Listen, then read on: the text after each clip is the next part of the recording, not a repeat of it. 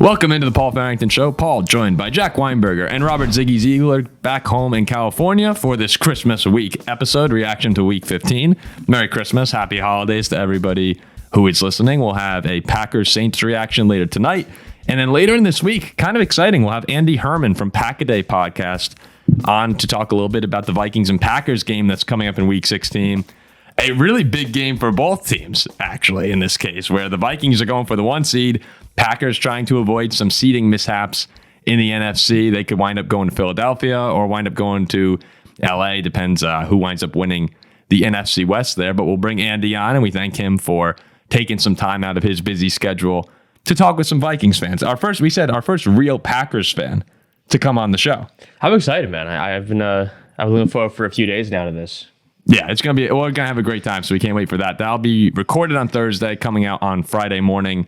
And hopefully by then, Santa will have been good to Jack and Ziggy, gotten them all the presents that they wanted. Ziggy maybe wanting a new pair of headphones he was talking about, new camera equipment upgrades. One present I want. What was that? You're not getting coal, are The you? 1 seed. The 1 seed. The 1 seed's all that we want. Oh, remember last year? I think, was it last year or 2 years ago? We did our wish list, our Christmas wish list. We wrote little letters to Santa, what we wanted. That was 2 years ago. From the playoffs. Yeah, that was this year. I think I said I wanted a home playoff game for the Steelers. Yeah. Did you get it 2 years ago? I don't think I got it. No. I'm getting it this year, though.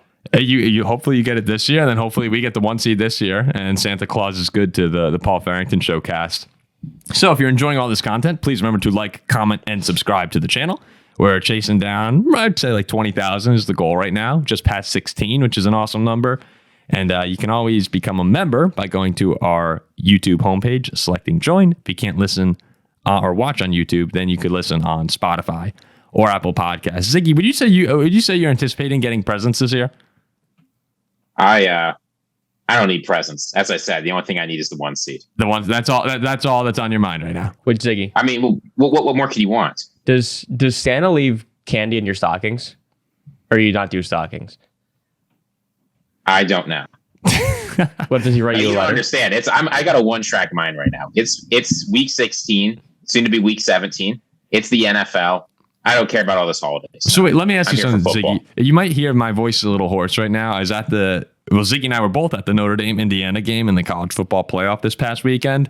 Awesome atmosphere, lots of fun. All the blowouts kind of sucked to watch on TV, but the format, the home games, the atmosphere was amazing. I want to ask you, Ziggy, do you think that you have more confidence right now in Notre Dame winning a national championship or the Vikings? Oh my God, we tried to block it off, but lights. But now, yeah. You said Notre Dame. Was that it? The room lights.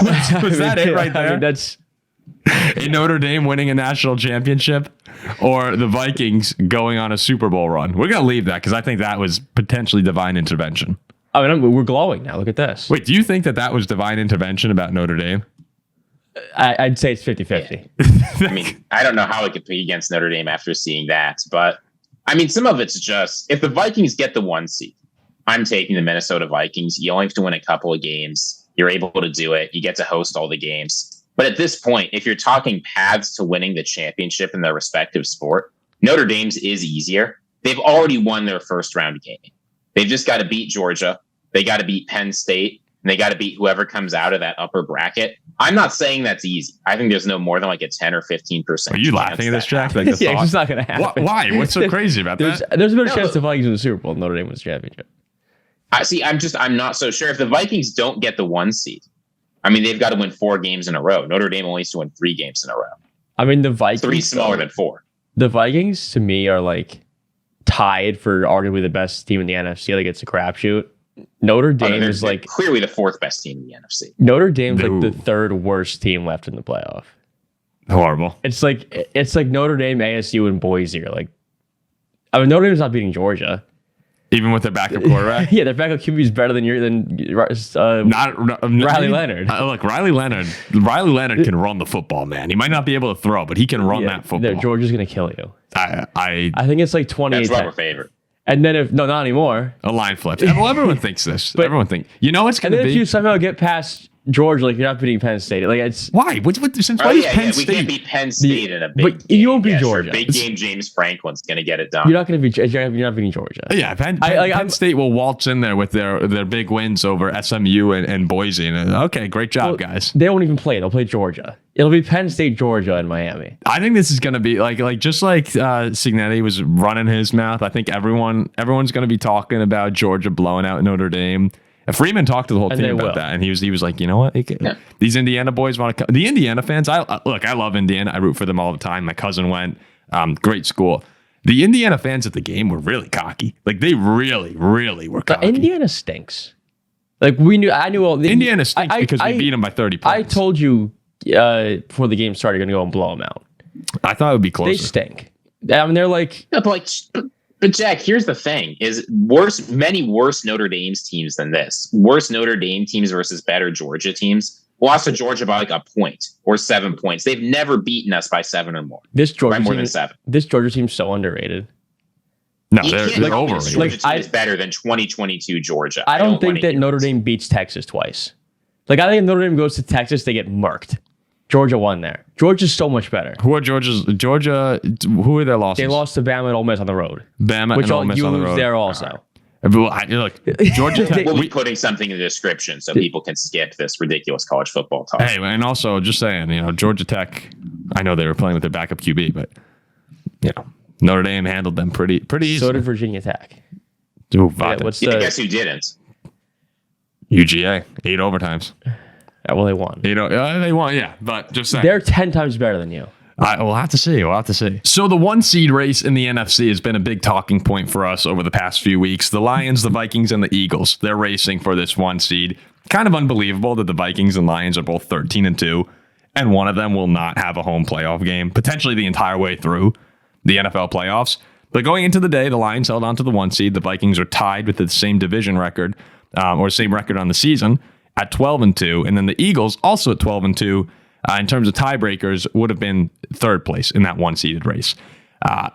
Detroit, we'll start with them. They go on the road to Chicago, and a lot of questions amongst the Lions fans and the Lions fan base this week, whether or not that defense could hold up. They'd looked really bad against the Packers and Bills the last 2 games. The offense should be fine, but David Montgomery getting injured, like all the injuries have been so debilitating for the Lions that going into Chicago, I thought if the Bears impress against this defense and put up a lot of points and Caleb has his way, kind of like he did in the second half of the Thanksgiving game, we could be looking at a real problem now for the Lions heading into the playoffs. And I was on a plane coming home from Chicago, rooting my ass off for the Bears.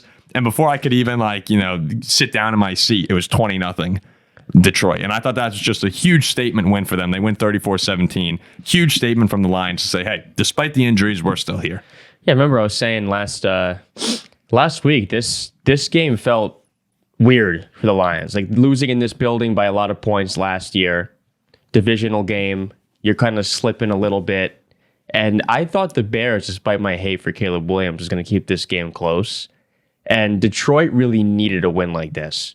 Get some momentum, the mental aspects back, get some people back on the side of, okay, maybe they're better than we were giving them credit for these last couple of weeks. On the road, late in the season, this was a big-time statement win for the Lions. And I was watching Red Zone. I was sitting there because the Steelers were playing Saturday. So Commercial-free Red Zone? Like, yeah, Sunday I was doing nothing. No, I was just watching just Red Zone, unfortunately. But I was watching Red Zone, and I see the Lions. It's like 14-0 in the first quarter. I'm like, wow, I guess they're back.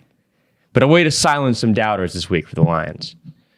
Yeah, and I think to see why this win was so important for the Lions, it's instructive to go back to the last time they played the Bears just a few weeks ago. That was a very close game. And barring some catastrophic head coach firing level game mismanagement, the Bears have a decent shot of winning that game or at least taking it to overtime.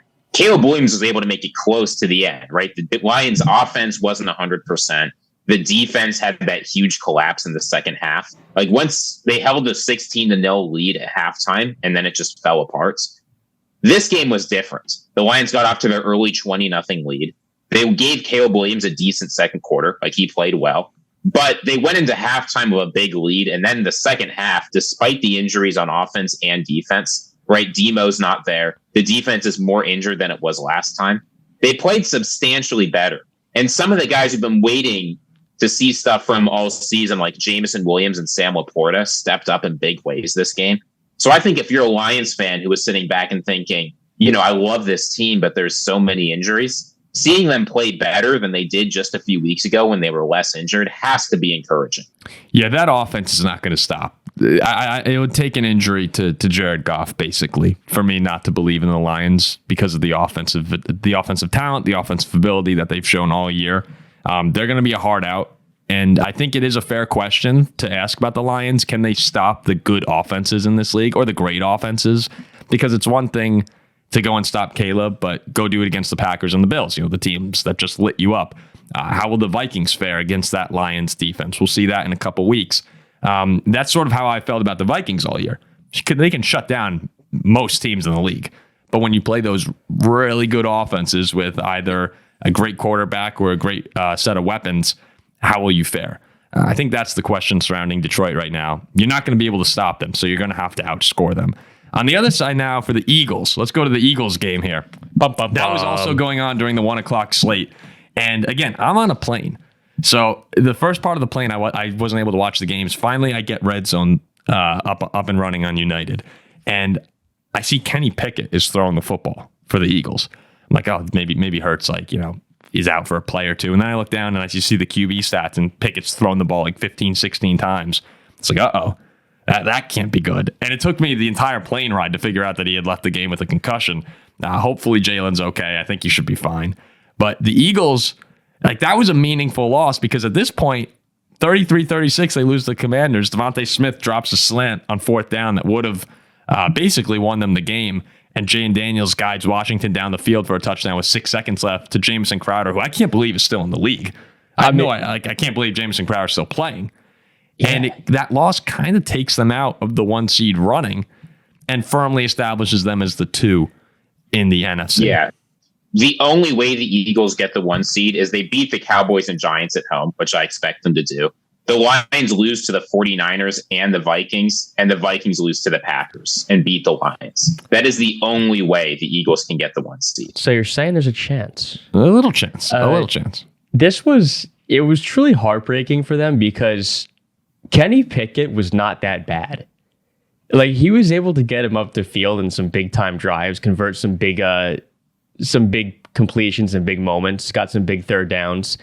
And the Eagles win this game if Smith just catches a perfect ball in his chest. They had a 27-14 lead. And it's just they had the game in their back pocket. And I was impressed with Jaden Daniels to lead him down the field there at the end of the game. You were going crazy about Jaden Daniels. When Philly kicked that field goal to take the lead, I'm like, all right, here we go. Eagles, they're going to win the game close. They're not going to cover, typical what I thought. And then Jaden Daniels to get him down there.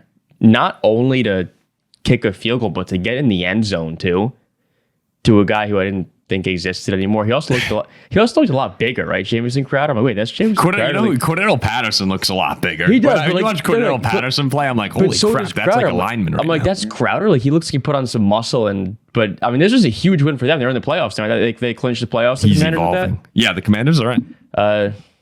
Yeah, I thought it was Philly just getting trapped on the road in a divisional game, some unlucky crap towards the end. But it really does stink because now they'll go on the road to the Lions or Vikings or someone late. Yeah, well, in this game, I think revealed too, you can have as many star players as you want on the Eagles offense. Saquon Barkley had a great game. AJ Brown had a great game. Devontae Smith, I know he had a drop, but he played all right. Jalen Hurts is the most important player for this offense. And I think we saw that. There were several times, I think back to the second quarter in this game, right? There were 2 times on 4th and 1 where the Eagles had to punt. They're not punting on 4th and 1 if you've got Jalen Hurts in, right? He is unique in the NFL that if you give him X and 1, he will convert basically every single time. I've never seen anything like it in the history of the NFL. He can do things no other player in the NFL can to keep drives going. That's why you see this Eagles, their secret weapon is if you give them a little bit of a lead, they will just have drive after drive where they take 8, 9, 10 minutes off the clock. You saw it in that Packers game, right? At the beginning of the season. That's what they do best. And without Jalen Hurts, their offense can't do that. On 4th and 1, they have to punt the ball 35 yards to Jamison Crowder. So I think I don't have a lot of concerns about this in terms of Philly losing the game, in terms of like how well they played. Kenny Pickett, as you saw, this offense can run all right without Jalen Hurts. They're going to beat, I sure hope they beat the Cowboys and the Giants at home for their own sake. If you can't win like that Week 18 game against the Giants at home, in a game that you might need to win in order to lock up the division, like what are we doing here? And the Giants would be wanting to lose really badly. So the Eagles can lose the division only if they lose out and Washington wins out over the next 2 weeks, right? Yeah, so that's not going to happen. Yeah. I forgot that this was... I totally had a brain fart and forgot this was a 5-point game. Like, I thought it was 33-28. And then Daniels had to get into the end zone. Yes. Like, it was 30-28. I'm like, oh, like, you can go kick a field goal. But then Philly stopped and kick a field goal. That's what really impressed me. Well, no, it was 33... to 28. Yeah, 28. And Washington had to go score and get in the end zone. That's what really impressed me, is that they got in the end zone. I was forgetting it wasn't 30-28, and they just settled for a field goal. Score. Yeah, they had to score a touchdown, yeah. It's also crazy. All the talk about do Cliff Kingsbury offenses fall apart in the second half of the season? Is their season over? Is the offense doomed? Like, we called that crap out when people started saying it a few weeks ago. We said it's just been a bad run for the Commanders. Their offense is going to be just fine. They've got one of the most promising young quarterbacks in the league and some decent weapons. They'll make it work. This team is scary going into the playoffs. I know that it was the Eagles' backup quarterback, but to win this game, and in particular the way that it was won, there's nobody you want to face in the playoffs, right? But this Commanders team will be dangerous. They'll be dangerous. I still think they're going to be the weakest team, depending on if it's the Bucs or the Falcons in the NFC South, probably in the field in the NFC. But yeah, I mean, come on, for Washington to have a 10-win season right now, fighting back after the 3 straight losses, I just look up and down their schedule, and I think they played really good football, but most of the times when they usually win the games they're supposed to win and lose the games they're supposed to lose. This one, if Jalen Hurts plays, I think the Eagles win this football game. But you got to give credit to the Commanders. They lost the turnover battle 5-2. Time of possession, they lost by 13 minutes. Like, everything, it should have been an Eagles win. But they fought back multiple times this year. And now that's why they're going to the playoffs. Yeah, I mean, the Eagles' defense, too, was for the most part was good, forcing 5 TOs. But I think at the end of this game, towards the end of this game in the fourth quarter, with the Commanders, 2 of the last 3 drives putting the ball in the end zone, or 2 of the last 4 drives putting the ball in the end zone, I think the way that they came back kind of does fall on that Philly defense. Like, I don't think that I'm blaming Kenny Pickett for that. No, Pickett put the ball where it had to be. Pickett came into a game against a good team on the road in division rivalry. Yeah, so I don't know if I do say if Hurts. I mean, they probably do, but I think that falls more on the Eagles' defense in the last quarter than Kenny Pickett. Yeah, the offense was not the primary problem. My point is just Jalen Hurts is the kind of difference maker. If you put him in this game, the times they get 4th and 1 or 3rd and 2 or whatever, they're converting those, and that would have made the difference, even if the defense still bears more responsibility. And in the big picture, this for Philly could wind up costing them potentially a Super Bowl, because we all talked about it. They got the 1 seed.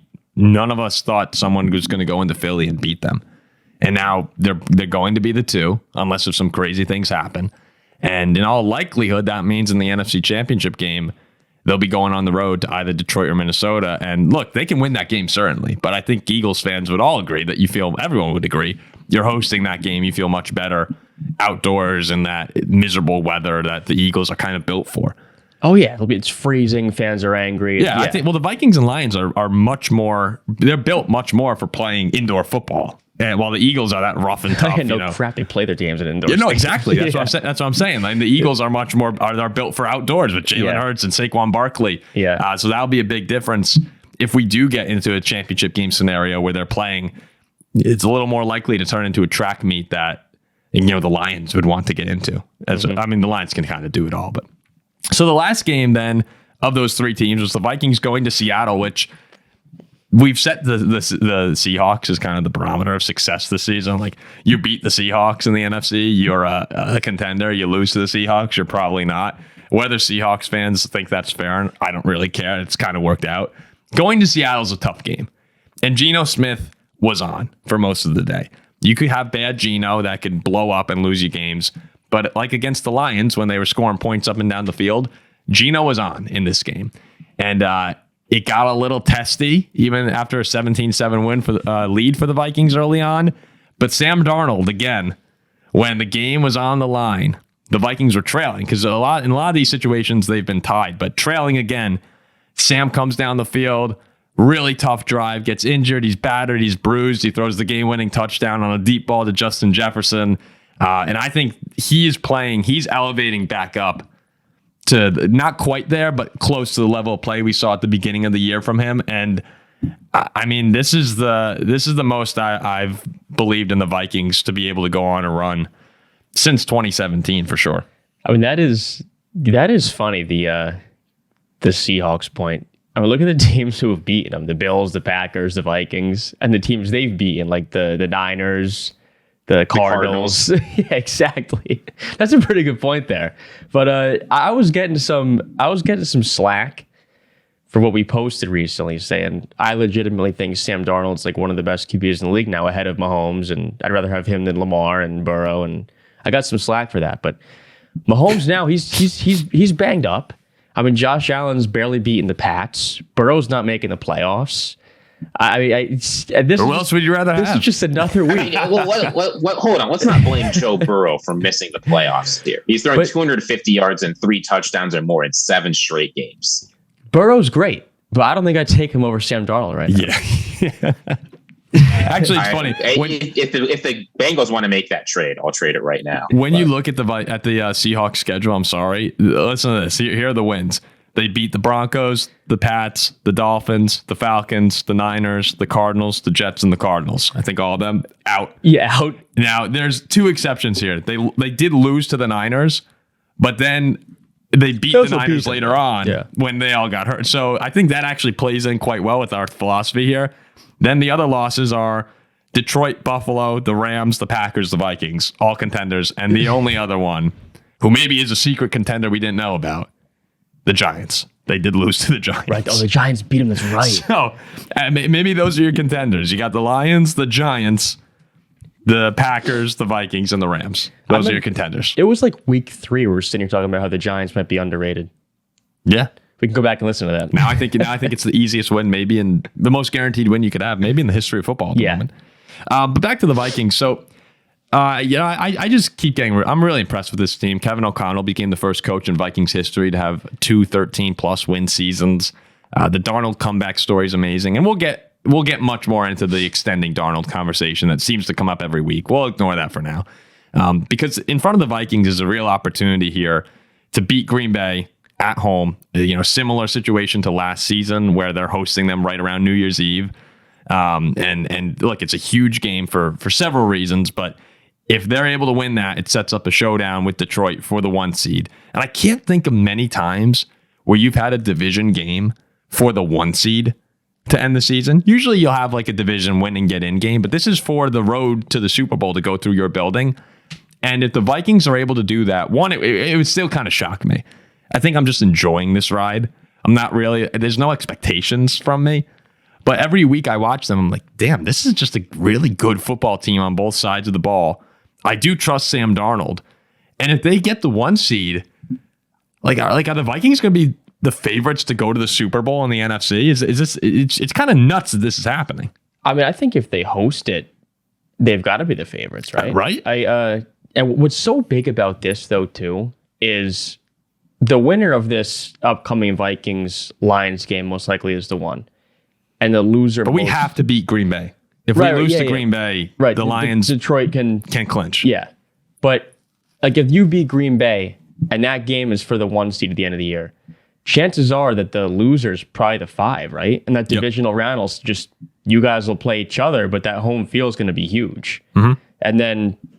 I think hosting versus going to Philly again is massive. So this is probably the biggest game in the NFC North in a long time in the regular season. If you guys can beat Green Bay.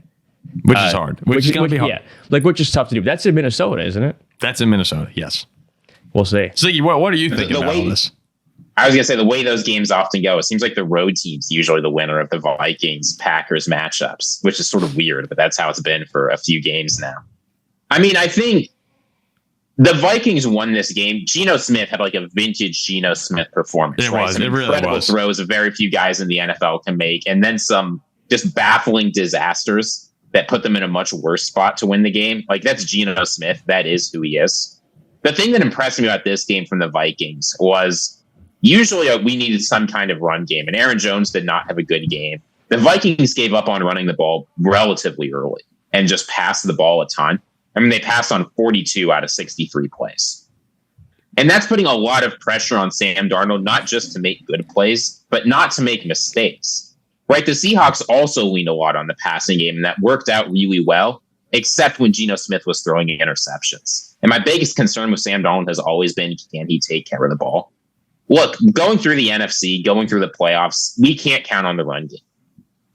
Aaron Jones might have some good games, but facing the Packers, facing the Lions, potentially facing the Eagles, like teams with good run defenses, I don't want to count on Aaron Jones to take us to the Super Bowl. No disrespect to Aaron Jones, but that's not who he is. Saquon Barkley might be the only running back I would count on to take me to the Super Bowl, and probably not even him. So having Sam Darnold have these kinds of performances is important. The thing I want to see, and that we didn't see tons of this game, I know Jordan Addison had a big catch, but I'd like to see it be more than Justin Jefferson versus the world out there. I know Justin Jefferson is good enough that when it's Justin Jefferson versus the world, he usually wins. But that connection between him and Sam Darnold is special. I think that could be enough for the Vikings to beat the Packers. I think it could be enough for the Vikings to get the 1 seed. And I think from what you saw this game, it's hard not to look at that and say it could be good enough to take him to the Super Bowl. Yeah, it's going to come down to let's pretend they beat the Packers, and it's kind of nuts. The Packers are, after they beat the Saints tonight, are going to be 11-4 and basically out. Like, they're out of the competition for their own division, which is just nuts. But let's pretend the Vikings win that game. It's just all going to come down to, can that Vikings defense slow down Detroit? I think the next 2 weeks, the test for the Vikings is on the Vikings defense. Can they stop the elite offenses in the conference? And if they can do that, then it becomes real to me. Yeah, they're tasked with those guys right now, back to back. Yeah. And if we go to Minnesota, like the Lions, they can score with the best. Can they stop the best? Yeah, I think Darnold and the offense are going to be fine. They might have mistakes. That happens in playoff football. You're going to have some mistakes from your quarterback most of the time. But can that defense play the way that they're capable of against the best units in the league, where they've had some problems against great offenses, but that's understandable. They're great offenses for a reason. I think the Vikings defense is going to be the unit that can propel them to potentially a Super Bowl run. Yeah, the offense is good enough. I'm confident the offense will play well. And the defense doesn't have to shut down the Lions and hold them to 7 points or whatever. Yeah. We just have to be marginally better than the Bills defense. Can't get desperate. I love Sam Darnold. I love this team. We're not going out and putting 48 on Detroit.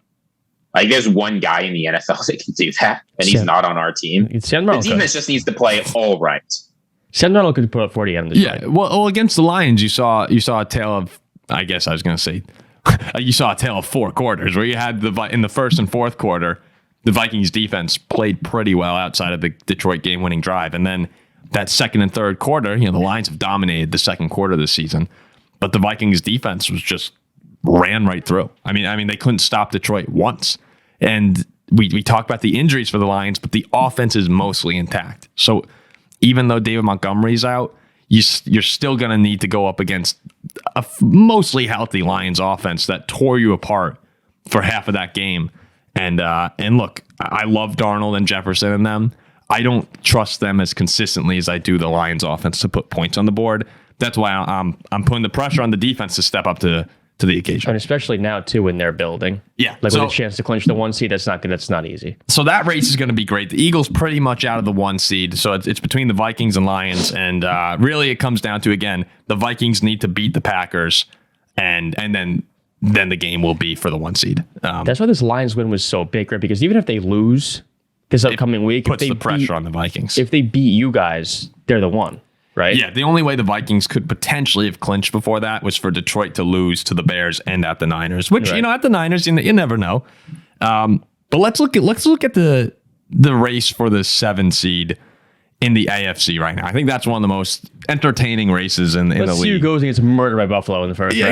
Exactly. Right now you have you have the Chargers at 9-6, actually, is the 6th seed. I keep wanting to say the Nuggets. The Broncos at 9-6 in the 7 seed. And then right behind all of them, you have this big tie between Cincinnati at 7-8, Indianapolis at 7-8, and Miami at 7-8. And they're all competing for those final 5 seeds. So what I want to do is, Ziggy, I want to run through the games that these teams have and see who you're predicting to get into the playoffs. I don't want to hear you say like, oh, I think the Bengals are the best team. I want to see who you actually have getting in. And I have the little ESPN playoff predictor here. So in week 17, Ziggy, next week, the Broncos go to the Bengals. Who wins that game? Just tell me the winner. Bengals win. Bengals win. Then we'll have the Colts at the Giants. Colts. And Jack, tell me if you disagree on any of these, okay? I agree. The Dolphins go to Cleveland. Fins up. Yeah, the Dolphins. Fins up, okay. And is there one more? Where's the Chargers in here? The Chargers host are at the Patriots. I'm taking the Chargers. Okay, so we have everyone winning except Denver there. That would then, leading into week 18, still have the Chargers at the 6 and the Broncos at the 7. I think most people would agree with these selections that you guys had. Now in week... So that walks the Chargers into the playoffs, right? So now it's just the 7 seed? Yes, now it's for the 7 seed. And we'll have... let me see. Was it Denver, Miami, the Colts? Yeah, it'd be right? Denver, Miami, the Colts, and the Bengals competing for this last... And I'm not sure. Someone actually might be eliminated just based on tiebreakers. But let's see. Whatever. So here we go. The Bengals go to the Steelers. Steelers win. Yeah, I got to take the Steelers. Steelers win there. Then we'll have the Dolphins at the Jets. Wait. One question. Would the Steelers have they won't have clinched the division then? No, right? they'll have to win. Yeah, they'll have to win. We'll have to win. Yeah, then I'm taking the Steelers. If the Steelers are resting their starters, the Bengals might win. Okay. And then the Dolphins at the Jets. Dolphins.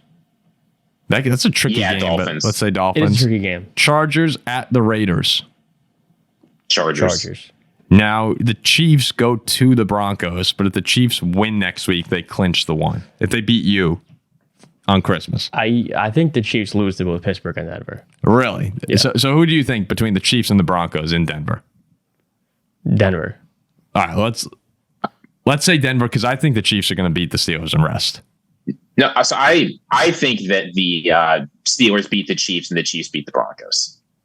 Okay. All right. The Chiefs beat so let's just say that for fun. And then the Colts play the Jaguars at home. Do we have the Colts winning that? Colts. Colts. Colts forged. So that would have the Chargers in as the 6 and the Colts in as the 7. Wow. I still think the Colts might make the playoffs. Well, that was my prediction for 3 weeks ago. That's actually very likely, though. That's what we believe happens.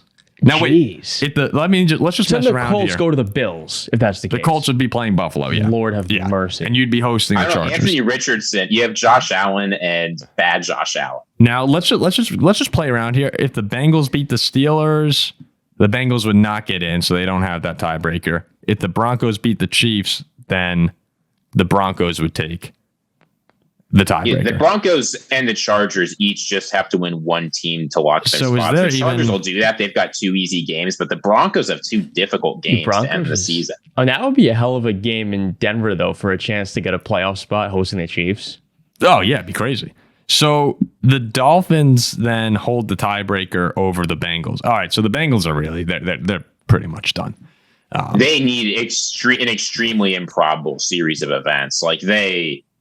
They could not afford to take as many losses as they did early this season.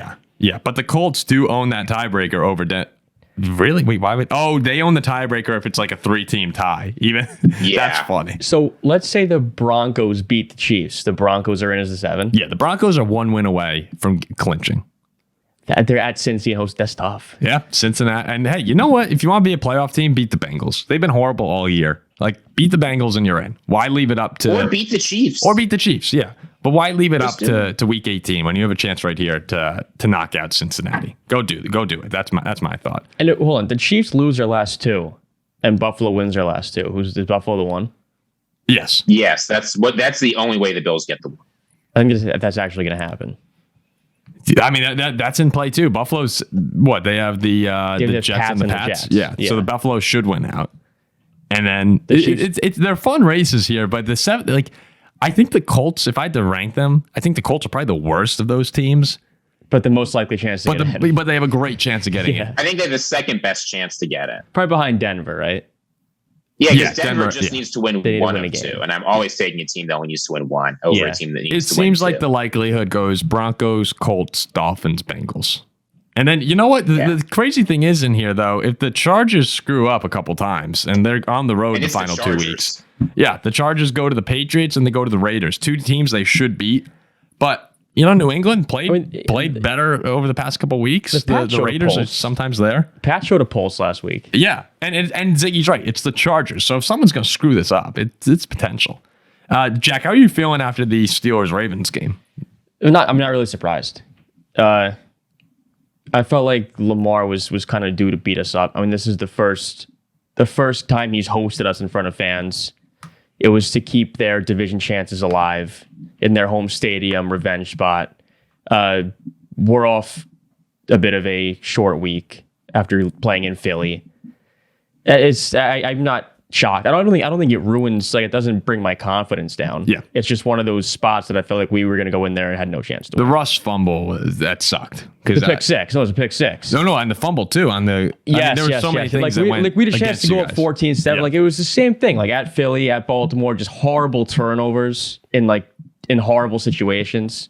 But now just come home, take care of business at home. Win 2 home games, you get a home playoff game. So I wasn't really fazed by that. It stinks because if you had one, division's yours, and I do think this Steelers team, the Steelers team in the past, that game was a lot closer than the score looked. The Ravens Steelers. And I think in the past, the score might still look close. In the past, the score might have looked closer than the game actually was. If you kind of know what I mean with the Steelers Ravens, I thought that you were good enough to beat them 100% on that day. I mean, Russ doesn't throw a pick six in the fourth quarter. But there are other times where you've played Baltimore on the road, and I think it's AFC North tough football, but the Ravens are just a better team. This time I didn't get that sense. I just thought, things went wrong for the Steelers. Yeah, I totally agree. But I kind of think that that's the tricky part about all this for Pittsburgh is, and we've agreed mostly, if they host the playoff game, they're probably going to the divisional round because they're great at home in that building. Yeah. But if they wind up going to Baltimore or somehow Buffalo, which probably won't happen, but it's possible. Is it possible? Can the Steelers get the 7? The Steelers are not in the running for the 7, right? They have 4. No.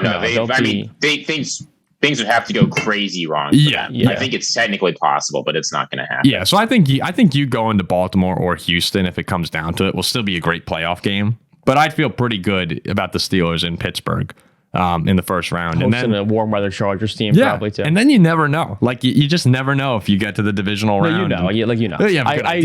I see it now. We'll beat the Chargers and lose to the Bills by 30, but I don't think you lose by 30. Getting there would be cool. The Bills have those games. I mean, they had one yesterday against the Patriots where sometimes they just don't really show up. We would just screw up. That's what happened. Something would go wrong late in the game. We'd throw a pick or we'd fumble. It'd be something like that. Some shenanigans. With the way Buffalo's defense has been at times, and I know we're kind of just riffing all over the place here right now, but with the way Buffalo's defense has looked at times, the Bills. You go into that game, and if your offense doesn't make a mistake, I think that they can. No, stop trying to talk yourself into the Steelers winning. It will be turnover. I'm just having fun with it. You know what? All I want is just to win the division, get that home playoff game, and I'm there in attendance. Yeah, so that's your Christmas list. That's all I want. Me and Ziggy just want. Well, we're greedy. We want a Vikings 1 seed and a Notre Dame national championship. Those are about as plausible. So the very last thing I wanted to bring up, guys, is this race for the NFC South is pretty amazing, and I'm actually paying more attention to it than I probably should because in all likelihood, if the Vikings lose at Detroit, they're going to play the NFC South winner. And I think Baker and the Bucs have these moments where they're just playing really good football and they're tough to beat. The Falcons, on the other hand, I think we'd curb stomp, unless if Michael Penix really figures it out over the next 2 weeks. Which he had an okay game, but people are acting like he had a breakout game. Yeah, he was a solid mistake-free quarterback. Yeah, he had moments, but if you go back and watch, number one, it was against the Giants, who are really struggling. And then second, the defense had 2 pick sixes. I mean, I think they set him up a couple times with short fields. It was a dominant performance from the Atlanta defense. And it's amazing, Kirk Cousins was probably sitting back watching Atlanta run back their second pick six, going all right, what the hell? Come on, this would have been helpful when I was struggling. But now you have the Falcons, who are currently the 5 seed. And in week 17, they go to the Commanders. And if they win that, I think they're situated nicely because they host the Panthers in Week 18, and that would get them into although the Panthers are kind of surging as well. Well, the Falcons have that tiebreak, right? Over the Falcons have the Bucs. tiebreaker, Yeah. And so Atlanta has the Commanders and the Panthers, and the Buccaneers have who's it? The Panthers and the Saints. Both at home. Yeah, no, Which this they should division win. may well come down to how Bryce Young plays against these two teams. Like the Panthers on their own, more or less, get to decide the winner of this division. Yeah, it's my guy's deciding the fate of two other teams here. It's a weird situation for Michael Penix to be in, where he's just kind of thrust into the lineup. But now it's if you win out, you're going to the playoffs. Yeah, he was okay. I don't think it's any different of a result if Kirk Cousins plays against the Giants. It's probably the same thing. Me neither. It's probably better results. Might even be better. Yeah, I don't think they win in Washington. I think Tampa wins out. So I do believe Tampa gets that 4 seed. I just don't see how Penix, let's say they do make the playoffs, right?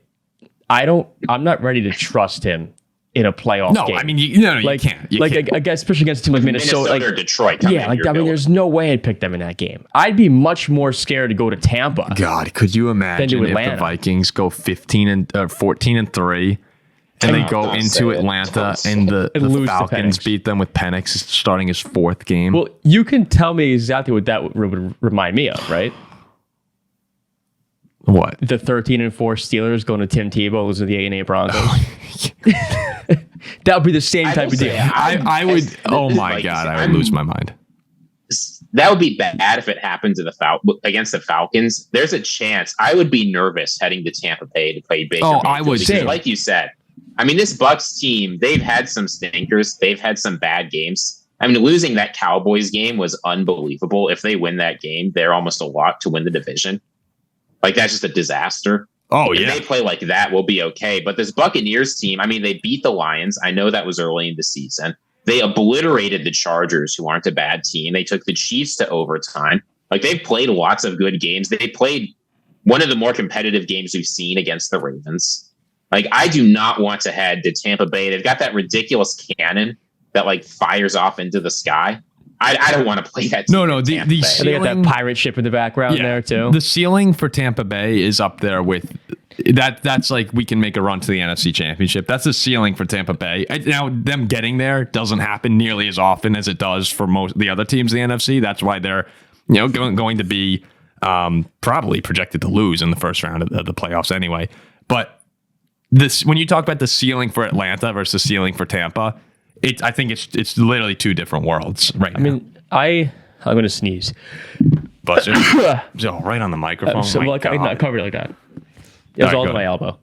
That's like 101 how not to sneeze while recording. That microphone's more important to the show than you are. I sneezed right in my elbow. Nothing got on the mic. Not just going to look like off. Chew. If I want to lick the mic, I'll lick it. No, I don't even want to be near. I don't even want to clean it up. Give it a lick. I'll lick it. All right, we have a minute left on the show here. Make this point good. What was I going to... I forgot what I was going to say. We're talking Atlanta and Tampa Bay. Well, oh, yeah. So I think they actually both have the same ceiling. I just don't think the Falcons would win a playoff game. I think the Vikings or Lions would beat them in Atlanta. Whereas I think the Bucs could definitely win a home game and then just lose on the road. Yeah. Like, I think that's the difference. I think I still think Detroit or the Vikings win in Tampa. But Tampa could, if they get hot... they already beat the Lions in Detroit. I guess the Bucs ceiling's a game higher is what I'm trying to say. Yeah. Like, it's not like anything drastic. Okay. That makes sense. But, yeah, you will see. Well, all right, guys. Appreciate everyone hopping on for a Week 15 reaction. We'll be back with Saints-Packers after this, and then that's Christmas. And that's Christmas for the next few days. So we enjoy everybody. We appreciate everybody who listened, and we'll be back soon.